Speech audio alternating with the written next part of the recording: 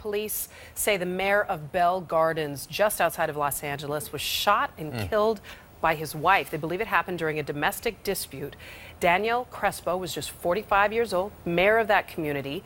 Now, his wife has not been charged with a crime. Yeah, so why? That's just one of the unanswered questions here. We're joined by our Kyung La in Los Angeles. And Kyung, police have now released more details about what led up to this incident. What can you tell us?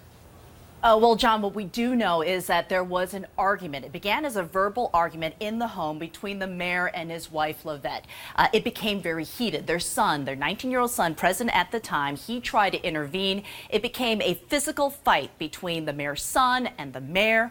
The wife, Lavette, left the room somehow, came back with a handgun.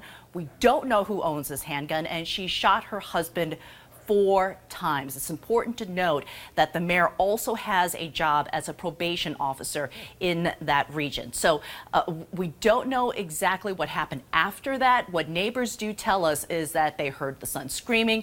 They called the police. The mayor and his wife married 28 years, high school sweethearts. She was briefly taken into custody, but homicide detectives released her. John?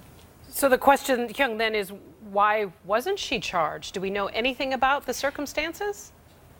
Yeah, very good question. It's a natural question. We just don't know why. The detectives have not specifically said exactly why they decided to release her. But in cases like this, what they operate on, detectives here, is probable cause. They're just, in this case, most likely wasn't enough probable cause to hold her, to arrest her. We do know that they have handed the case over to the prosecutor's office here in Los Angeles County, and prosecutors will make the final determination of whether or not there should be official charges. Whenever you see a chief executive, whether it be of a state or a city, being killed, this is a rare thing. I think of Moscone in San Francisco years ago. Different circumstances, but it's rare, Kyung.